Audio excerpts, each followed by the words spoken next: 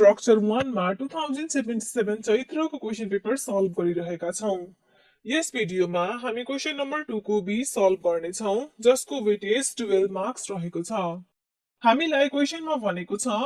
using moment area method calculate the slope at support, deflection at points C and D. Also calculate maximum deflection in the beam and its location. So हामीलाई यहाँ simply supported beam दिएको छ जहाँनेर यो point D मा एउटा concentrated force act भइरहेको छ अफ इन्टेन्सिटी 50 किलोन्युटन। क्वेशनले भन्यो to compute slope at support. Support भनेको यो पोइन्ट ए र पोइन्ट बी मा अकर हुने स्लोप हामीले फाइन्ड गर्नु पर्यो। That means theta A is equal to what, theta B is equal to what. यसपछि हामीलाई डिफ्लेक्सन फाइन्ड गर्नु पर्ने छ पोइन्ट सी र डी मा अकर हुने। सो यो लोड यहाँ एक्ट हुँदाखेरि बीम अभियस छ कि डिफ्लेक्ट हुन्छ। डिफ्लेक्ट हुँदाखेरि पोइन्ट सी र डी मा कति डिफ्लेक्सन अकर हुन्छ that we have to find here. That means delta C equals to what, delta D equals to what. Now यति कुरा फाइन्ड गरेपछि क्वेशनले फर्दर भन्यो to compute maximum deflection in the beam and its location. So यति कुरा find गरेपछि हामीले still अझै के फाइन्ड गर्नु पर्यो, हामीले फाइन्ड गर्नु पर्यो डेल्टा म्याक्स को भ्यालु र यो कहाँ अकर हुन्छ त्यो पनि हामीले पत्ता लगाउनु पर्यो। सो अब यसलाई सल्भ गरौँ। सो क्वेशनमा भनेको छ यति कुरा फाइन्ड गर्न by using moment area method. Moment area मेथडमा हामी के गर्छौं, सबसे सुरुमा त M upon EI diagram plot गर्छौं यो बीमको लागि। त्यो डायग्राम र यो बीमको डिफ्लेक्टेड शेपलाई प्यारलली एनालाइज गर्छौं, त्यहाँ एप्लाई गर्छौं theorems of moment area method र हामी यति कुरा फाइन्ड गर्छौं। So that means we have to draw here M upon EI diagram for this beam. M upon EI diagram भनेको हामीले BMD that means bending moment diagram को जम्मै ordinates लाई EI ले डिवाइड गरेर आएको डायग्राम हो। सो पहिला यसको बेन्डिङ मोमेन्ट डायग्राम ले अप्टेन गरौँ। बेन्डिङ मोमेन्ट डायग्राम अप्टेन गर्न first we need to compute the reaction forces at the supports. मानौ हाम्रो A सपोर्टमा आउने reaction is indicated by RA. Then to compute RA we use here equation summation of moment about point B equals to 0 considering clockwise moment positive. So यो equation use गर्दाखेरि हेरौं त RA ले गर्दाखेरि point B को about मा clockwise moment नै आउँछ। मोमेन्ट आर्म भनेको span of this simply supported beam that means 4 + 4 + 4 12 हुन्छ। So we can write here RA into 12। यसपछि यो 50 किलोन्युटन ले गर्दाखेरि आउने मोमेन्ट अबाउट पोइन्ट बी हाम्रो anti clockwise in nature so. सो यो एन्टी क्लकवाइज मोमेन्ट को भ्यालु हुन्छ 50 into 4 र negative sign because the moment is anti clockwise. So we can write here -50 into 4 is equal to 0। यो इक्वेसनलाई solve गर्यो भने the value of reaction at support A RA is obtained to be 50 upon 3 kilonewton. So यसरी हाम्रो एउटा support reaction obtain भयो। अर्को support reaction obtain गर्न हामी के गर्न सक्छौं, we can use summation of force in y direction equals to 0 considering upward force positive. Upward force positive मान्दा RA हाम्रो अपवर्ड डिरेक्सनमै एक्ट भएकोले गर्दा पोजिटिभ भ्यालु राख्न सकिन्छ। डाउनवर्ड डिरेक्सनमा छ यो 50 किलोन्युटनको लोड, सो -50। अर्को रिएक्सन जुन कि सपोर्ट बी मा छ यसलाई मैले RB ले इन्डिकेट गर्छु। अब यो इक्वेसनलाई सल्भ गर्यो भने the value of reaction at support B is obtained to be 100 upon 3 kilonewton and this is also acting in upward direction. So यसरी दुवै सपोर्ट रिएक्सन्स आइसकेपछि now we can plot the bending moment diagram for given beam. Given beam is simply supported जहाँनिर supports are indicated at points A and B र बिचमा हामीसँग छ points C and D। अब हेरौं यहाँनिर आएको रिएक्सन इज RA र पोइन्ट सी मा आउने मोमेन्ट भनेको यही रिएक्सनले गर्दाखेरि आउँछ। कति हुन्छ मोमेन्टको value RA into 4 that means 50 upon 3 into 4। So point C मा आउने मोमेन्ट भनेको भइहाल्छ 200 upon 3। पोइन्ट डी मा आउने मोमेन्ट हेरौं। सो पोइन्ट डी मा यहाँनिर लोड एक्ट भइरहेको छ 50 किलोन्युटन। यदि लेफ्ट देखि राइट जाने हो भने डी को जस्ट लेफ्ट मा आउने मोमेन्ट भनेको यो रिएक्सन RA ले गर्दाखेरि हुन्छ। कति हुन्छ RA into 8 दैट मीन्स मैले कम्प्युट गरेर निकाले भने डी पोइन्ट को जस्ट लेफ्ट मा आउने मोमेन्ट इज 400 upon 3। त्यसैगरी डी को जस्ट राइट मा जुन लोड एक्ट भइरहेको छ यही लोडले यहीँनिर मोमेन्ट आउने कुरा त हुँदैन। सो यहाँनिर डी को राइट मा पनि हाम्रो मोमेन्ट यति नै हुन्छ र पोइन्ट बी मा हामी कम्प्युट गरेर हेर्न सक्छौं मोमेन्ट 0 नै आउँछ र 0 आउन पनि पर्छ so that the given beam is stable. So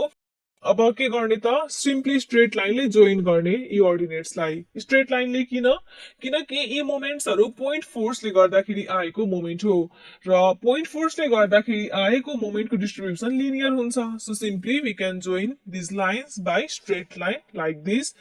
and we can obtain the bending moment diagram for given beam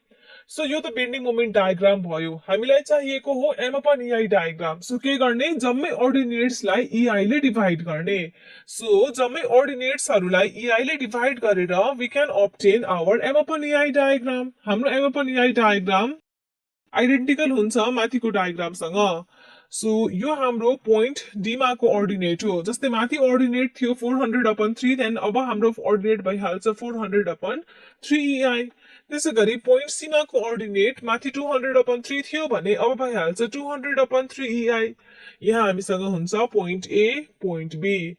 and this is our required M over EI diagram so M over EI diagram त obtain भयो हामीले M over EI diagram र deflected shape of बीमलाई parallelly analyse गर्नुपर्ने हुन्छ with application of moment area theorems so के गर्नु पर्यो त बीमको डिफ्लेक्टेड शेप ड्र गर्नु पर्यो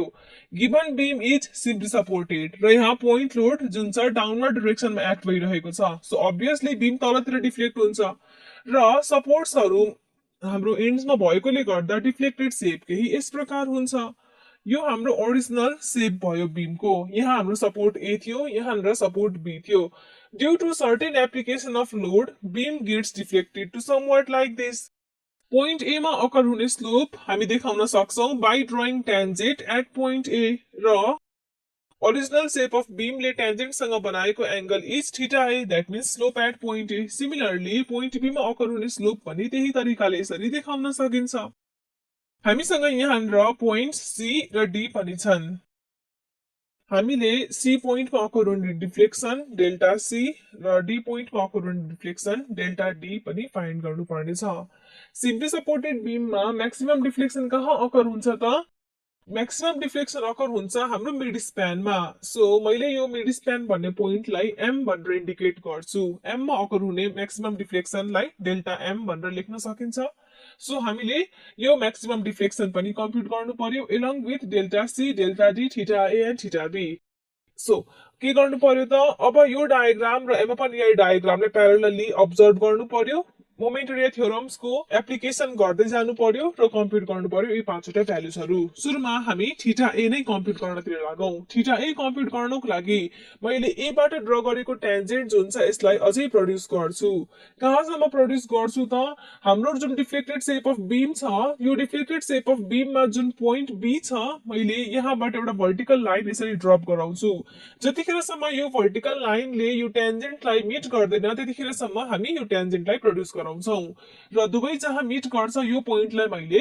बी ड्याश भनेर मान्छु सो हामीसँग बी ड्याश छ यो बीबी ड्याश भनेको के हो त बीबी ड्याश भनेको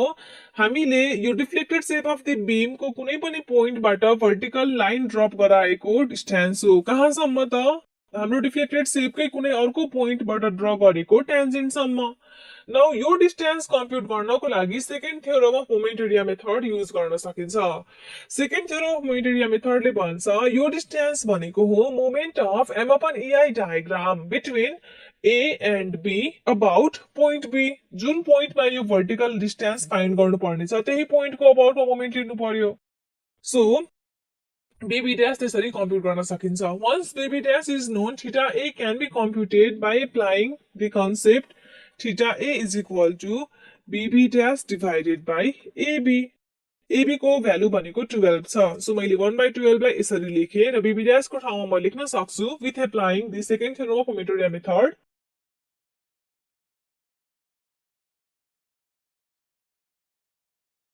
moment of M upon EI diagram between points A and B about point B. So अब हामी के गर्नु पर्यो त यो ट्रायंगुलर लोड को मोमेन्ट लिनु पर्यो अबाउट पोइन्ट बी सजिलोको लागि मैले यो ट्रायंगललाई दुईटा पार्ट्समा ब्रेक गर्छु सो एउटा 80% मा भएको ट्रायंगल अर्को 20% मा भएको ट्रायंगल सो हेरौं त 80% मा भएको ट्रायंगल यस्तो ट्रायंगल हो जसको बेस 8 मिटर छ हाइट यसको छ 400/3 EI अब यो ट्रायंगल को लागि मोमेन्ट आर्म हेरौं त यो ट्रायंगल को जुन हाम्रो सेन्ट्रोइड छ यहाँदेखि पोइन्ट बी सम्मको डिस्टेन्स भनेको मोमेन्ट आर्म भइहाल्छ यो कम्प्युट यो लोडले गर्दाखेरि आउने moment about point B so कति हुन्छ त सो यति डिस्टेन्स भनेको हुन्छ 8/3 एन्ड यति डिस्टेन्स भनेको छ 4 सो दुईटैको सम गर्यो भने we can obtain moment arm अब अर्को कुरा हाम्रो यो मोमेन्ट जुन छ यहाँनिर यो पोजिटिभ थियो मोमेन्ट पोजिटिभ थियो भने एमा पनि यहाँ डायग्रामको जम्मै अर्डिनेट्सहरू पोजिटिभ हुन्छन् सो यस्तो केसमा हामी सिम्पली पोजिटिभ मोमेन्ट यहाँनिर लेख्छौं सो 1/12 एच भयो मोमेन्ट भनेको पोजिटिभ मोमेन्ट सो अहिले हामी 80% मा रहेको ट्रायंगुलर लोडले गर्दाखेरि आउने मोमेन्ट लेख्दै छौं that is 1/2 into 8 into 400 divided by 3ei र मोमेन्ट आर्म हाम्रो छ 8/3 प्लस 4 यसपछि अर्को ट्रायंगुलर पोर्सन हेरौं हाम्रो बीडी पोर्सनमा रहेको जसको बेस 4 मिटर छ हाइट 400/3ei छ र यो ट्रायंगलको लागि हाम्रो मोमेन्ट आर्म भनेको यो डिस्टेन्स हो दैट मीन्स 2 इन्टु 4/3 सो हामी लेख्न सक्छौं प्लस 1/2 इन्टु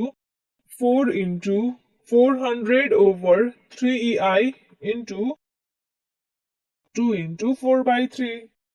सो अब यतिलाई कम्प्युट गर्नु पर्यो So 1/12 लाई मैले एज इट इज राख्छु यो पोर्सन जुन छ it is computed to be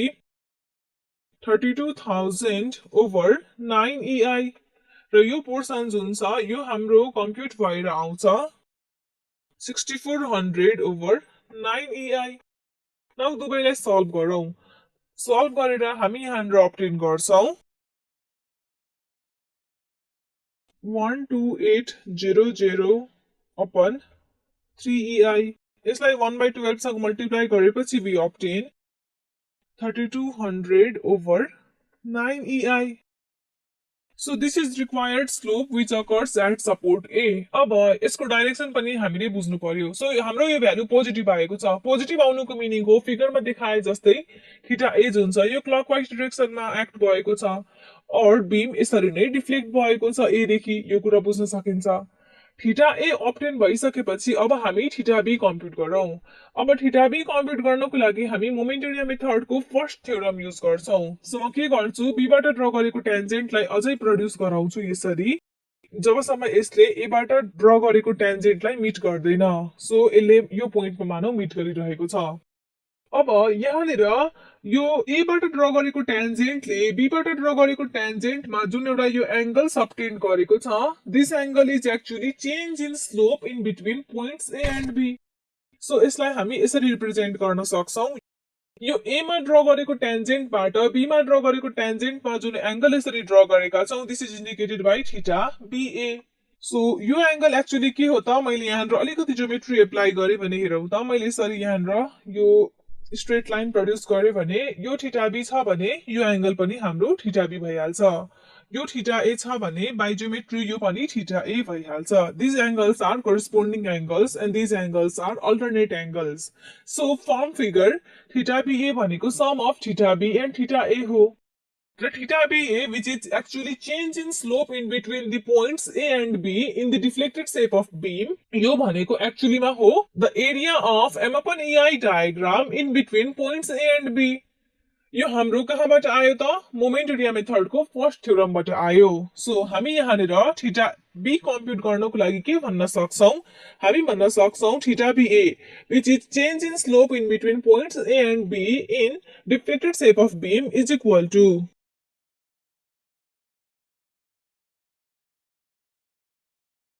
area of M/EI diagram between A and B अब थीटा BA हाम्रो फिगरबाट यो obtain भएको छ sum of theta B and theta A so left hand साइडमा म लेख्न सक्छु theta B plus theta A right hand साइडमा हाम्रो एरिया भनेको यो ट्रायंगलको एरिया हो जसको बेस 12 मिटर छ हाइट यसको छ 400/3ei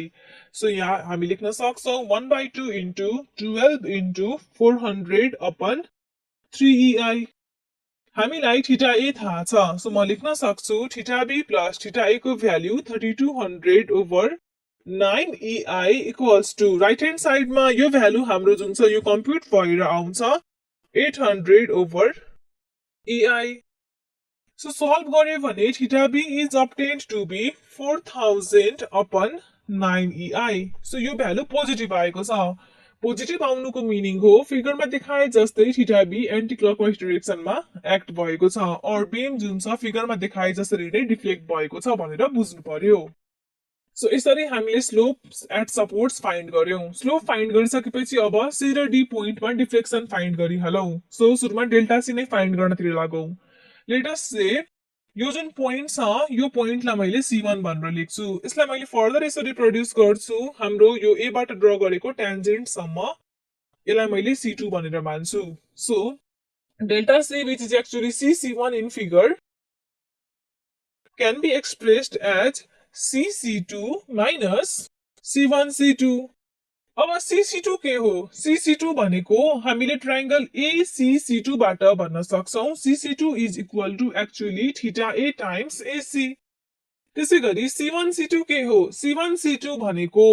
हामीले हाम्रो यो deflected shape of the beam को एउटा पोइन्ट बाट वर्टिकल लाइन ड्रप गराएका छौं, अर्को एउटा point of deflected shape of the beam बाट ड्र गरेको टेन्जेन्ट सम्म। And this vertical distance is actually moment of M upon EI diagram between points A and C about point C.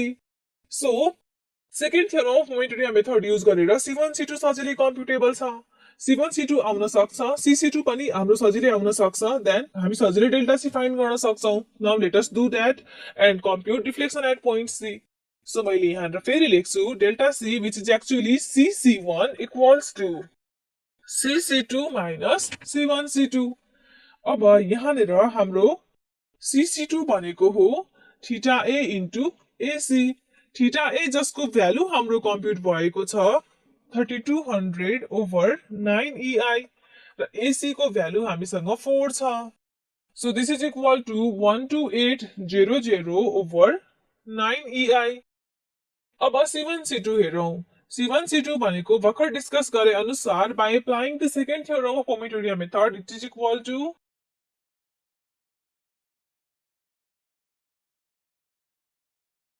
moment of M upon EI diagram between points A and C about point C। अब यो moment को लागि फेरि पनि हामी diagram हेरौं। हाम्रो M upon EI diagram A र C को बीचमा हामीसँग ट्रायंगल छ जसको base 4 metre, height 200 over 3EI छ। यो ट्रायंगुलर लोड को मोमेन्ट लिनु पर्यो about point C। So moment time हाम्रो भइहाल्छ 4/3। So we can write here moment को ठाउँमा 1/2 into 4 into 200 over 3EI into 4/3। अब यो मोमेन्ट पोजिटिभ छ किन भन्दाखेरि हाम्रो M upon EI डायग्राममा जम्मै अर्डिनेट्सहरु पोजिटिभ थियो। सो यसलाई कम्प्युट गरौं। कम्प्युट गरेर C1 C2 जुन छ it is obtained to be 1600 over 9EI। Now let us put these values in this equation to compute delta C। So हाम्रो delta C भनेको it is CC2 minus C1C2। CC2 भनेको we have obtained it as 12800 over 9EI minus C1C2 भनेको 1600 divided by 9EI। On solving this we obtain the value of delta C as 1244.44 upon EI। So यो हाम्रो value positive आयो। Positive आउनुको meaning हो फिगरमा देखाए जस्तै यो तलतिर डिफ्लेक्ट भएको छ, और हामी यहाँ लेख्न सक्छौं deflection delta C is equal to 1244.44 upon EI in downward direction, किनकि डिफ्लेक्टेड शेप भनेको ओरिजिनल बीम भन्दा तलतिर छ फिगरमा। सो डेल्टा C फाइन्ड भयो। त्यसैगरी डेल्टा D फाइन्ड गर्नको लागि म के गर्छु, यो पोइन्टलाई म D1 मान्छु। यसलाई मैले फर्दर प्रोड्युस गर्छु B बाट ड्र गरेको टेन्जेन्ट सम्म र यो पोइन्टलाई म D2 मान्छु। सो जसरी डेल्टा C भनेको CC1 थियो त्यसैगरी यहाँ लेख्न सकिन्छ delta D is equal to DD1 and DD1 यसरी नै हामी भन्न सक्छौं equals to DD2 minus D1D2। Now DD2 भनेको के हो? DD2 भनेको थीटा V इन्टु BD हो र D1D2 भनेको के हो? D1D2 भनेको second theorem of momentary method apply गर्यो भने it is moment of M upon EI diagram between points D and B about point D। So जसरी डेल्टा C फाइन्ड गर्यौं सिमिलर कन्सेप्टले हामी डेल्टा D फाइन्ड गरौं। So हामी यहाँ के लेख्न सक्छौं delta D which is actually equal to DD1 in our figure equals to DD2 minus D1D2। अब यहाँनिर DD2 भनेको it is equal to theta B into BD theta B को भ्यालु कम्प्युट भएर आएको छ 4000 अपन 9ei बीडी को value छ 4 so this value is obtained to be